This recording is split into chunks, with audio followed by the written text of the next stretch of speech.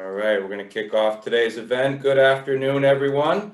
So happy to have you with us this afternoon. My name is Jeff Pugliese. It is my pleasure to welcome you to the Middlesex County Chamber of Commerce Business and Education Partnership and Hal Kaplan Middletown Mentor Program Recognition Luncheon, sponsored by our friends at Liberty Bank, and we're very grateful to Liberty for their support of this event.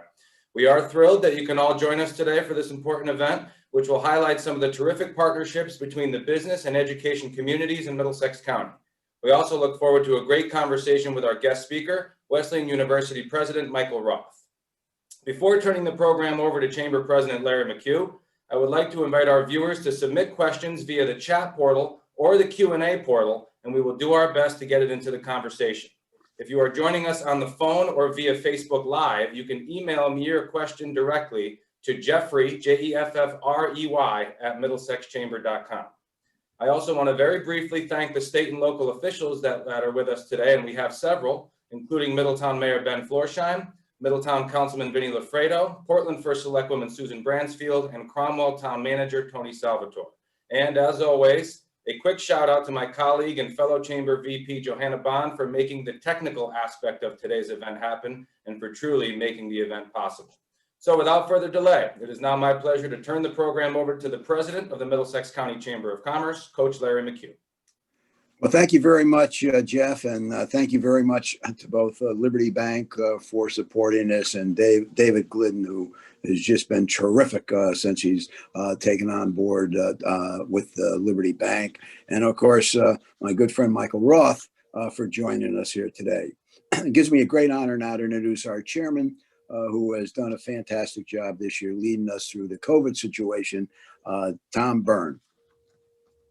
Thanks, Coach. Good afternoon, everyone. What a great day for Middlesex County Chamber of Commerce. The sun is shining, Larry Mchugh is smiling, and all of you out there in Zoom land and Facebook are waiting to hear a great message from Michael Roth, President of Wesleyan University. I'd like to personally thank President Roth and Wesleyan for their continued support of our chamber and local businesses. Owning Connecticut Rental Center, I've had the privilege to work with the outstanding Wesleyan staff in planning commencements, reunions, and numerous other events. And Wesleyan is just a great business partner, community supporter, and chamber supporter. So thank you, President Roth and Wesleyan, for all you do for all of us. Before President Roth speaks to us today, there are two wonderful chamber programs that we'd like to share with all of you today. First, the Hal Kaplan Middletown Mentor Program. This fantastic program started back in 1992 and has been a great opportunity for mentors and students to spend just under an hour a week to talk, play, and connect. I've talked with mentors in the past who have found the experience extremely rewarding. And a big chamber thank you goes out to all the mentors that have given their time in the past and now to make a child in our town a little happier. With us today to say a few words about the program is Sylvia Webb, the program's coordinator. Sylvia. Good afternoon. Our grateful thanks and appreciation to our generous sponsors and supporters for their contributions. Liberty Bank Foundation, Middle Oak, Middletown Board of Education, Seasons Federal Credit Union, Connecticut Valley Hospital. Special recognition to the mentors for their time, dedication, and commitment to the children of the Middletown Public Schools during a difficult year of hybrid learning, COVID-19, and virtual meetings. To Cheryl Kraft, Chair of our Mentor Committee, Core Committee, Jennifer DeKine, Middlesex County Chamber of Commerce, and the members of the Mentor Core Committee. We hope to be able to meet with mentees in person on school grounds next year and anticipate the increased need for mentors after a year of social distancing and isolation. Thank you all for your commitment to the Hal Kaplan Middletown Mentor Program. Thank you, Sylvia. Next, we have Todd Corey, who is chairman of the Business Education Partnership Program. Todd, along with Jennifer DeKine of the Chamber, helped to strengthen ties between businesses and education in Middlesex County. It's about building relationships between schools and chamber members that makes this program vital to our entire chamber. Even during COVID, the team and their committee pulled together a virtual career fair So another big chamber thank you goes out to all the volunteers and business professionals who helped to make this happen. And I'll turn it over to Todd for some remarks. Thank you very much, Tom. The Middlesex Chamber of Commerce will gratefully like to acknowledge our sponsors, which is Eversource Energy and Pratt Whitney / Raytheon. I'd like to thank President Roth of Wesleyan University's Jewett Center for Community Partnerships for providing us the use of the Spurrier-Snyder ice rink at the Freeman Athletic Center in Wesleyan University. We've had it there for many years. Unfortunately, the last 2 years we haven't had it there, but we plan on going back there as soon as we can due to COVID. We've had over 1,200 students per year participate, and it's been very successful. I'd like to thank the business and professionals of the High School Career Expo Fair themselves. We've had over 45 business and career professionals do their seminars, record them so students can find out what they want for careers going forward. We used to gear this towards sophomores, but we're actually opening up to all the schools, all the students. It's been very, very successful. I'd like to thank New Media Productions, which is a Middlesex Community College, Dan Nocera and his staff who work on the Career Exploration Series videos. I'd like to thank all the members of the Business Education Partnership Advisory Council. I'd like to thank all the members of the School Expo Planning Committee. And lastly, I'd like to thank Jennifer DeKine from the Chamber, who without her help, this would not be possible. Thank you very much. Well, thank you very much, both Todd, for everything that you've been doing. You've just done a terrific job. All of your volunteer time that you've given up, which has been terrific. And Sylvia, also, thank you very much for your time and energy to make the mentor program an outstanding program. Gives me a great honor now to introduce Nathan Grube from the Travelers Championship. We are going to have a virtual breakfast with them on June 22nd. Nathan, I can see by all of the top pros that have signed up, has got a real big smile on his face. It looks like almost Christmas is coming, Nathan. So Nathan Grube, come on out. Coach, thank you. I have to say, actually, as I look at the screen and I'm not wearing a coat, I have to tell you a story that I think it was in 2005. It was probably my second Middlesex County Chamber breakfast. And I drove up into the parking lot and I didn't have my jacket in my car and I freaked out. I called my wife. It was like 7:40 in the morning.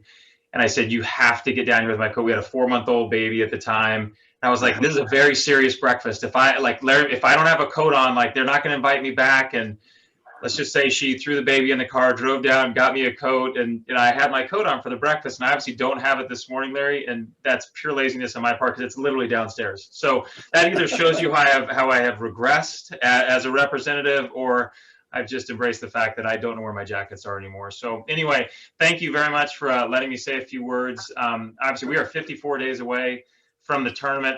Larry, to your point, the smile on my face, on Andy Bissett's face from Travelers, the fact that we're going to have people out this year, we could not be more excited. We actually are probably within 2 to 3 days from announcing kind of our ticket structures and programs, and we're very, very close. There's a lot of optimism out there. What are things going to be like in June? It's one of those things though. Everything we do is temporary facility, right? We show up, we build this big circus town, and then we take it down and we leave. And so, but building all of that and the timelines and when we're making decisions about projecting what crowds are going to be like and what the environment's going to be like, it's been a very interesting timeline puzzle.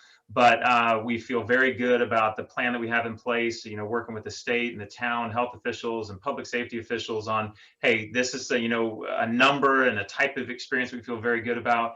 It'll be different than we've ever had, but it's going to be exciting. And there's going to be roars out there. And Larry, to your point, the people that come in from, around the world, from the players to CBS to Golf Channel to all the different media that focus on our space that week. It's going to be very exciting, and I think we're going to show very well, obviously.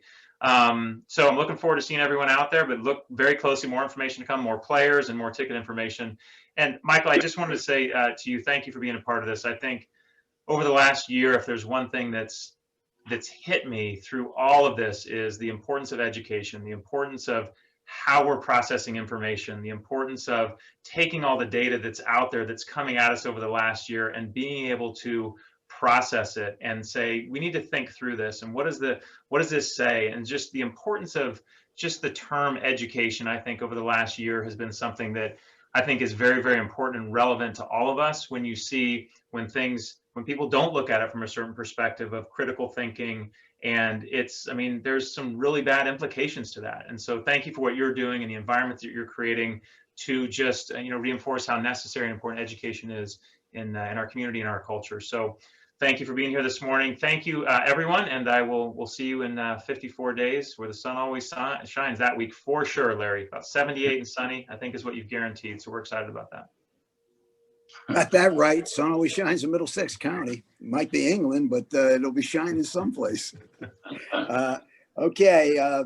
First of all, before I introduce my great friend, David Glidden, Tom Castellais, the president from UConn's on also. So Tom, thank you very much for joining us today with Michael's presentation. I would be remiss if I didn't, first of all, thank some of the Wesleyan community that have been so integral to the success of our chamber. Andy Tanaka, who's on our board of directors and executive committee, has just been outstanding working with us. Michaela Kingsley and Rosemary Osbelt, both working with Jeff and Mchugh, have been terrific. Diana Martinez from the business, working in our business education area, helping us out, has also been outstanding. And of course, Clifton Watson, always at our CBB meeting, updated on everything we're going on. And Michael, I can't thank you enough for your support of our Muse program and also all you do for Pride, the big event we run during the summer here in Middletown. Thank you for really reaching out. Gives me a great honor to introduce David now, David Glidden from Liberty. When you talk about a community bank and a bank, a business that gives back to the community, Liberty has just been outstanding. You look at the events and activities with our chamber: real estate, mentor, Muse, golf, Pride, Holiday on Main, car show. Liberty is there for all of those for us. We've got a big membership, close to 2,500 members, but Liberty is there for every one of our events and activities. And I would not be remiss if I didn't thank some of your team, David, also. Marianne Perotti, who's going to be heading our special events up. Chip Painter from our real estate council, Sue Murphy from the foundation, Phaedra Yates, who just does a terrific job working with Johanna in here, and Manny Kokomo. All of them have really stepped up to the plate, carrying the Liberty banner as we worked very, very hard to continue through the COVID situation.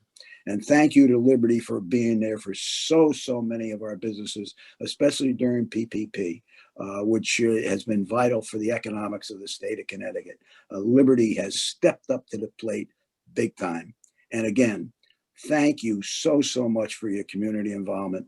Thank you for the great support of the chamber. And I give you now David Glidden, CEO and President of Liberty Bank.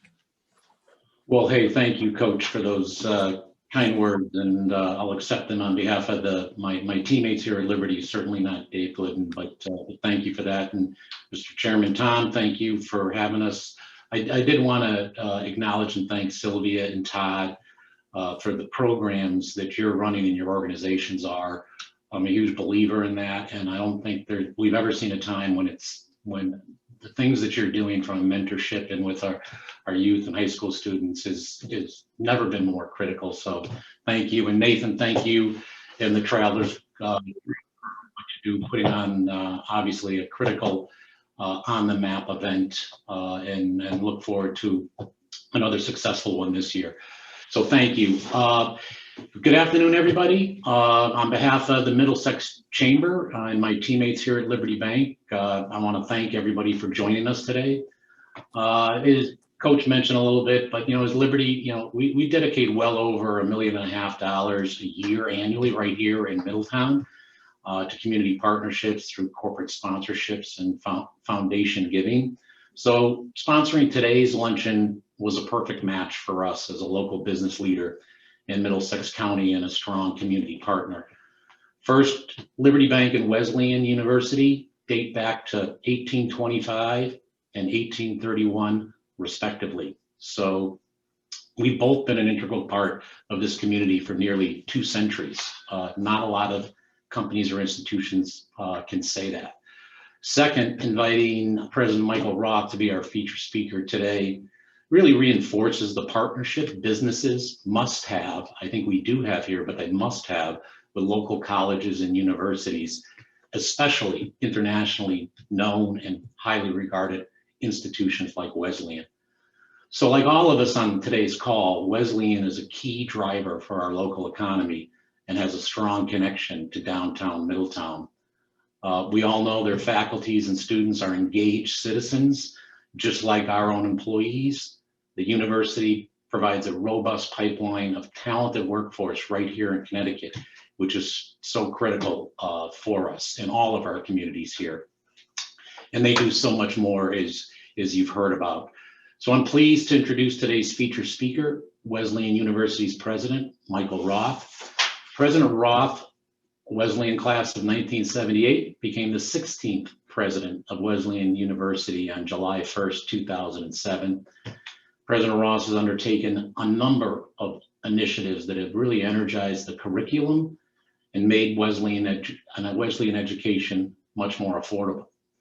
Under his leadership, the university has opened the All-Britain Center for the Study of Public Life and a new home for the College of Letters, Art, History, and the Career Center. He's overseen the launch of 4 new interdisciplinary colleges, emphasizing research and cohort building. He's also created a program for cohorts for military veterans, which I really salute, and has invited retired military officers to teach at Wesleyan to broaden campus perspectives and to bridge the military-civilian gap, which can sometimes exist. President Roth oversaw the most ambitious fundraising campaign in Wesleyan's history and has led the university's efforts to connect students and faculty and staff to downtown Middletown.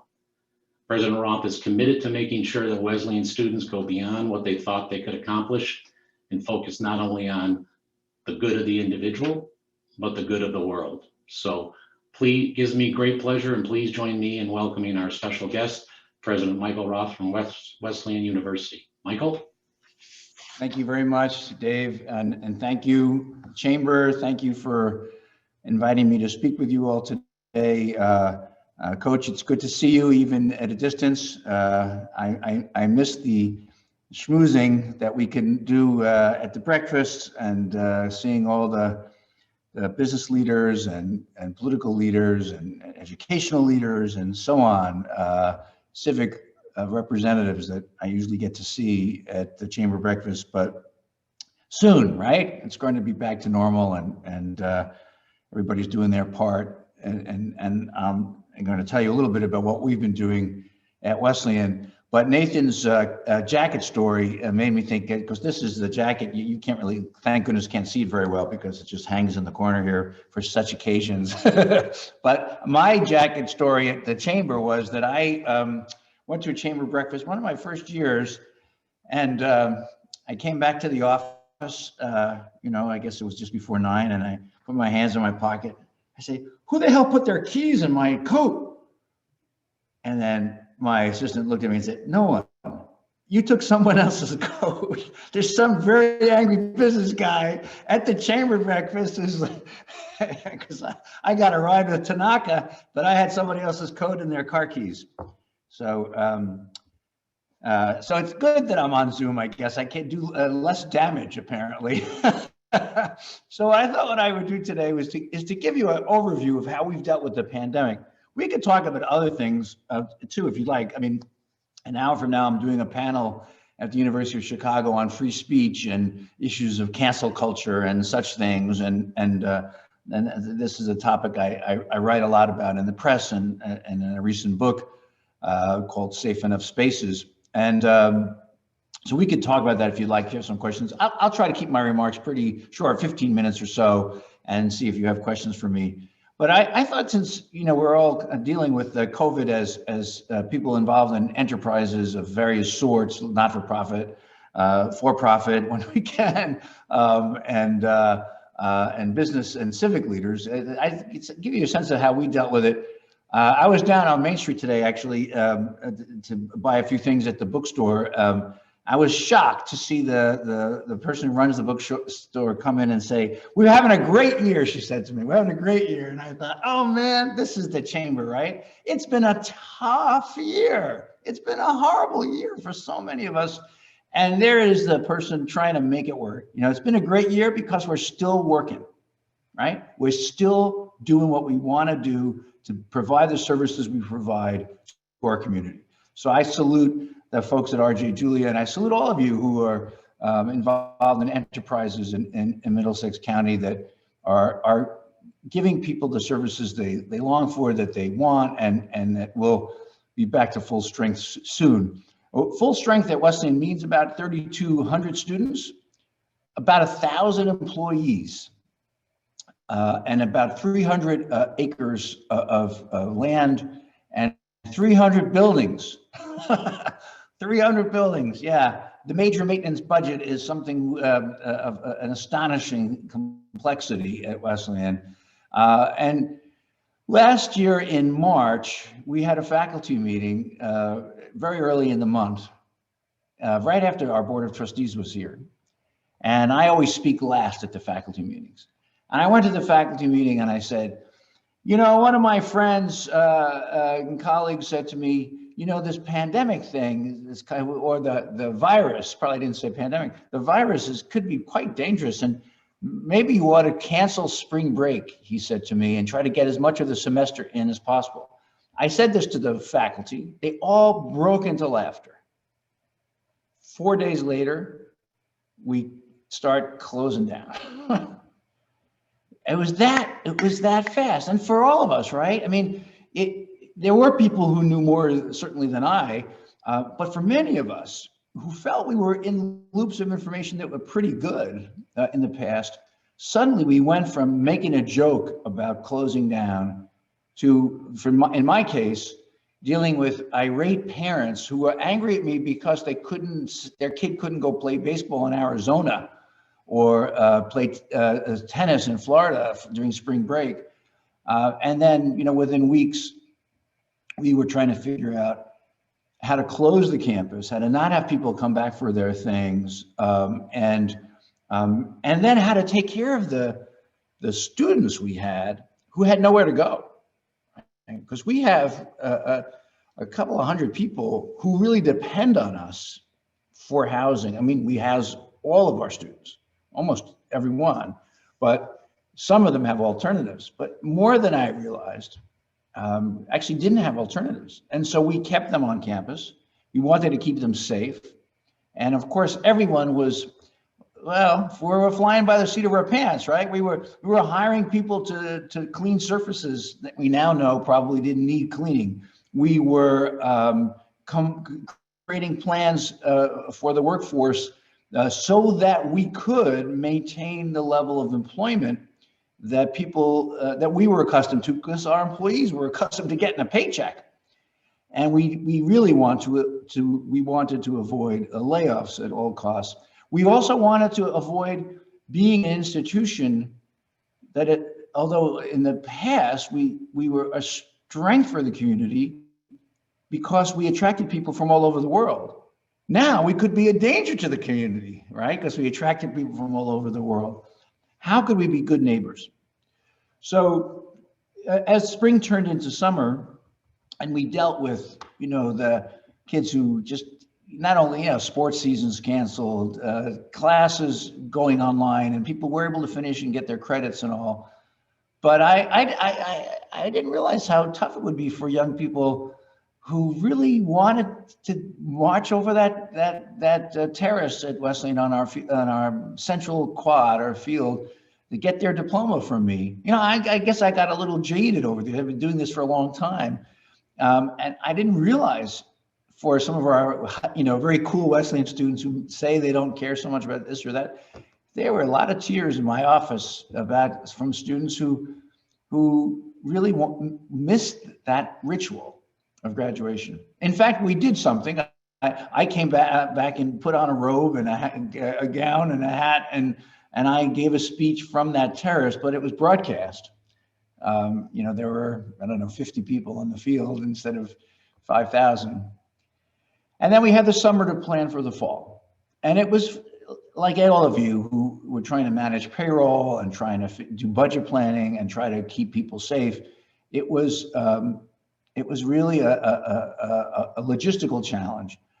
I have the good fortune of having an extraordinarily talented group of staff people around me.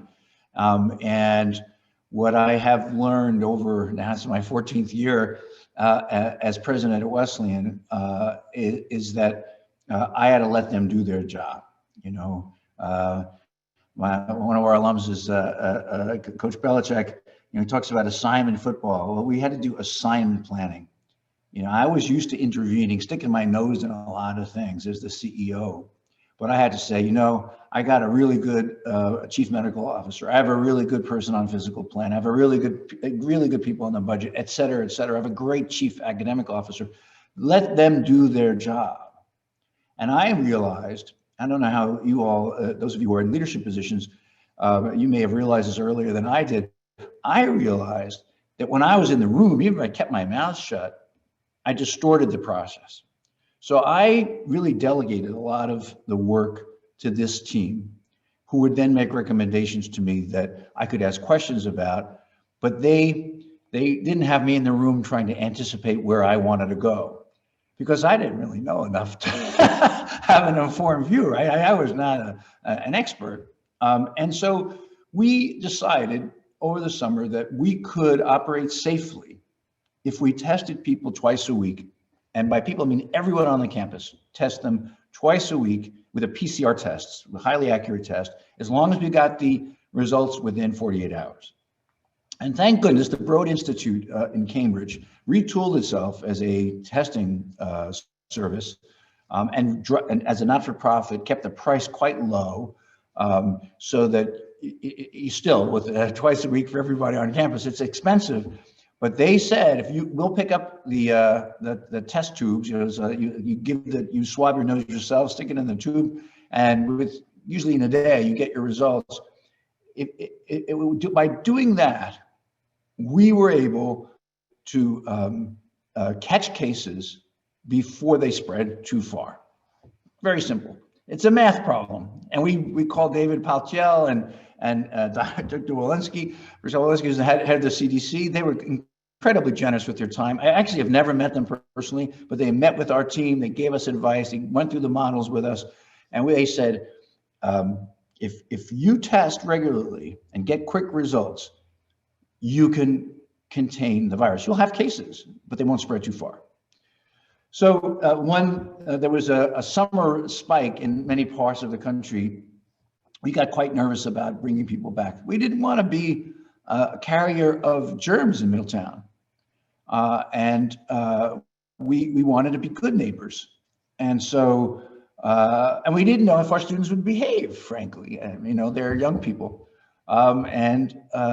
We were very, very heartened by the results. I called one of the epidemiologists, and I called Scott Gottlieb, who will actually be speaking at our commencement. He's a Wesleyan alum. You see him in the news all the time, or in the Wall Street Journal. And I said, is it safe to bring people back? Because I kept saying, my number one priority is health and safety. I don't want people dying on my watch because of something I did wrong. I felt that responsibility. And Scott Gottlieb and the other epidemiologists I spoke with said, I think they'll be safer at Wesleyan. And then if you left them at home they do go willy-nilly, you won't get tested. If you can do the testing at Wesleyan and you can get students to wear masks and keep social distance, it's a big if, I think they'll be safe. We brought them back. Actually, student government wrote to Mayor Florsheim and said, you know, Mr. Mayor, we want to be good neighbors.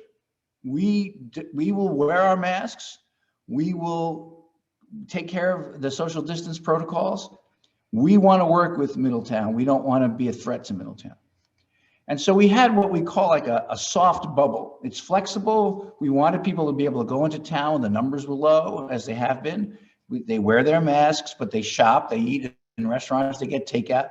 We wanted to create an ecosystem that was safe enough for our students to learn.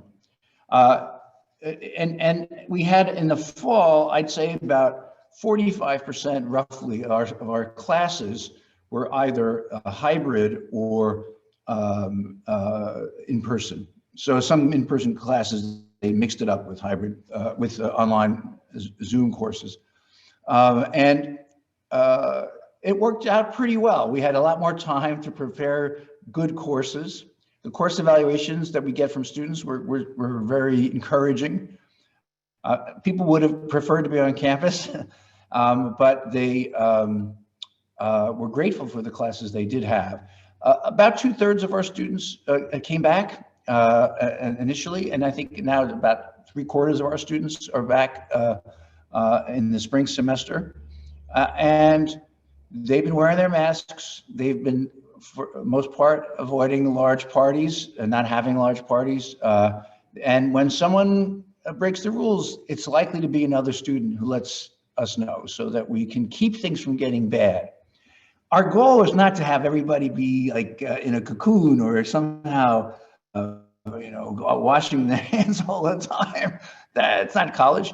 Our goal was to give students the opportunities for socializing safely. We set up a stage on campus for concerts with movies and things outside when the weather was good enough. We have tents outside when the weather was good, and people really cooperated. This spring, we've started having sports outside again, outdoor sports, and without spectators. We haven't allowed visitors on campus. That's part of that flexible bubble, but we haven't tried to close the gates of the university and say, you can't leave, nobody can leave or come in. We just want to moderate exposure so that when there is a positive case, that we can cope with it. And we were fortunate to work with our partners down at the Inn at Middletown. We rented the inn for the academic year, basically. And we used, we never were close to capacity, but it was a great insurance policy for us so that we could isolate students comfortably, that not only people with positive tests, but people who were in contact with those folks. We recognized that, which has always been the case, that the city and the university are very, very closely intertwined. That the health of Middletown and the health of Wesleyan go hand in hand. And we wanted to be a contributor to the health system. And we met regularly with folks from Middlesex Health, from the city, from the public health organizations, and our students have been active in the social services sector as well as in the educational, in the school district, and working with teachers and students in Middletown. Sometime between the semesters, I got a call from my friend Mark Maselli, who I've known ever since I came back in 2007 from the Community Health Center. And he said, I always remember this. He said, Michael, I've been looking at your parking lots. Now, when Mark Maselli looks at your parking lots, you got to be careful, right? I mean, what do you mean you've been looking at my parking lots, Mark? And he said, well, we're trying to set up vaccination centers for the region. Wesleyan has some big parking lots. And if we could possibly have access to one where it was big enough to set up a vaccination center safely and have the logistics so that people can come in and out safely, that would be great. And he had one in mind right near our tennis courts. And I said, well, that sounds like something we'll want to do. We'll want to work with you on. And so there are cars in it. Said, oh yeah, right, there are cars in it. So we arranged to get those cars out. I think mostly people voluntarily got their cars out. We may have towed a couple.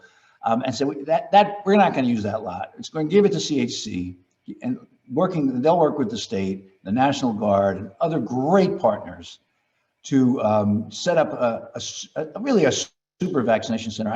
When my age group in the 60-year-olds plus was eligible, I went down there and got my 2-shot regime, and that went really well, and it's gone really well for so many people in Connecticut. We owe a great debt of gratitude to Mark and his team at CHC. And just this past weekend, now that our students are eligible, the students went down en masse. Those who don't have cars were able to walk through and get their vaccinations. And as you may have heard, we announced that Wesleyan will require vaccinations for the fall semester for students. I have a couple of faculty and staff asking why we didn't do it for employees. And the reason is right now we think it's almost everybody in our employee group want to be vaccinated. And once we get past the emergency use authorization and it's fully authorized, we could talk about whether we need to have more requirements for employees. But for students, we can require it for the fall, and we will, because we want to have a normal fall. I've been teaching all year in person, and I have some people on Zoom, but most of my students now are in person, and they are really grateful for the opportunity to be together and to have a class. I teach classes in philosophy and history, and sometimes some in cinema studies. And my class right now deals with virtue and vice, and they're a great group. One of the best groups I've had, really. I'm in a big auditorium. It probably holds over 400 people typically. I'm allowed to only have 50 people in there. They're spread out. They're wearing masks, but we've made it work. You have to, so you do. I mean, you don't give up, right? You make it work. You figure out a way to make it interesting, to give people a sense of that they're going to an experience that's important to them, and they're going to learn something, and that's really I think served them well. And I've found it really a joy to be able to work with students face to face or mask to mask in our case over the last year. So lessons learned. I think that one of the really important things for us has been that we've been fiscally conservative for quite some time. And by that, I mean, we've tried to run a lean operation, and in order to do that, we've had to put in mechanisms for budgetary control so as to be able to monitor growth and expenses. And when we had to cut back so dramatically because we closed the campus in the spring and we had fewer students this year, we were worried about very significant budget shortfalls. But in fact, we were able to dial back our expenses so as to make those shortfalls less dramatic than they would have been. I mean, we still have had a budget, our budget stretched, and have nobody got a pay raise at Wesleyan this year, and those of us at the top took significant pay cuts. That was important to signal to the institution, but also it made a difference for the health of the institution. At the same time, we were conscious that we didn't want to inflict a lot of pain on people in the short term because there's enough pain out there. If we could avoid making things worse, that was the first thing we were obligated to do, right? Don't make it worse. Try to make it better. And when you have to have some extra expenses, that shouldn't just be borne by the people who happen to be caught in this crisis. We wanted to spread that out and pay ourselves back over time so that not just this group of students has to and this group of employees has to deal with the economic hardship or other hardships that come with going to school at a residential university during a time of pandemic. And now we find ourselves actually planning for the post-pandemic future. That is, we have launched a new strategic planning process that will take us to our bicentennial in 2031. We're launching a new fundraising campaign. Of course, last time we raised 480 million, so we have to raise something like 600 million or more in the coming campaign. And a lot of that will be, unlike our previous fundraising effort, a lot of that will be used for campus improvements. And so we'll be working with folks around the region, really, on projects that One, we just finished the Film Studies Center, which we will have a celebratory opening for in the fall, the Janine Basinger Film Studies Center. That work we were able to finish during the pandemic. And hey, Wesleyan, one of the producers of the Nomadland, which won Best Picture, is a young Wesleyan guy. He's like class of 2007. Dan Jarvie won an Oscar this week, so another Wesleyan Oscar winner. Fantastic. We were supposed to start a $55 million project for renovating our big social science building, which we call the PAC, the Public Affairs Center. And we were also had planned to move our art gallery so that it would sit between the library and the Public Affairs Center. We were ready to do it, and then when the pandemic hit, we paused for a year, and we'll start the construction. We're ready to start the construction right after we finish with the school year, right after commencement. It's again about a $55 million project. And then we've been planning a science building that is going to its final-ish design phase, and that's over a $250 million project that will be on the same side of the street as our science buildings now on Church Street, but a little closer to High Street. It's going to be a fabulous building that will house our life sciences. We really want to make sure that our campus is more and more energy efficient. We're replacing our energy infrastructure, which is pretty old-fashioned. We have steam pipes under the ground. Some of them are 100 years old, and we're replacing them chunk by chunk. And with these new buildings, and as we're able to replace that infrastructure, we will become a much more sustainable campus from an economic position. We have other things we're working on. I promise not to go on too long, and I fear I already have. We're doing a new program in design and engineering, which has we started a few years ago. It's now a minor at Wesleyan. You'll be able to major in design and engineering in the coming year. We will continue to offer online classes, and we do so right now, some of them for credit, and we're going to expand those offerings significantly in the coming year, even as we continue to work hard on giving the best residential education we can possibly give. We love working with the Chamber and with the City of Middletown.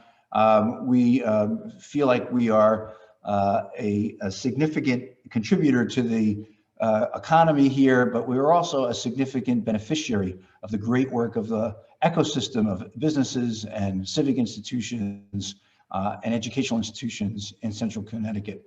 It's a pleasure to be part of the Chamber of Commerce. It's great to talk with you today. Thank you for making the sun shine in Middlesex County. And Larry, thank you for your leadership. Thanks very much. Oh, I have a treat for you, actually. Before I go, I have a very quick video, if I may. My assistant will kill me if I forget to do that. After she's taught me how to do this, I said, let me see now. You're going to see a little bit more than there we go. So I need to go here, sorry. I need to go here, here, and then here. And then if I press this button, I think. Somebody said, now you're just somebody said, I used to know. Some of our students. Somebody.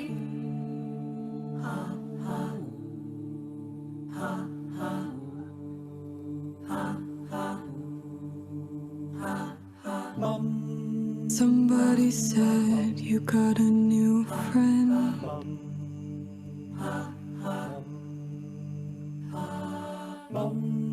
Does she love you better than I can?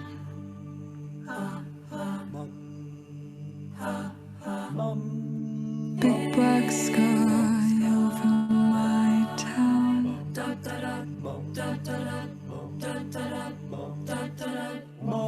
I know where you're at, I bet she's around.